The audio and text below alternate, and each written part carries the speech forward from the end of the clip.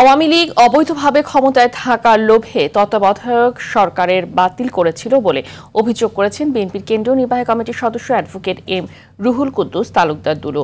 দুপুরে নাটোরের আলাইপুর অবসরপ্রাপ্ত শ্রমিক কর্মচারী ও কর্মকর্তাদের সঙ্গে মতবিনিময় সভায় তিনি এসব কথা বলেন।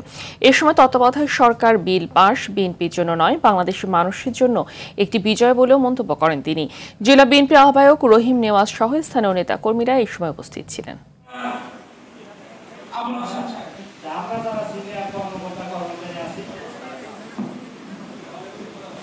এই বিল বাংলাদেশের মানুষের জন্য এটা একটা বিজয়।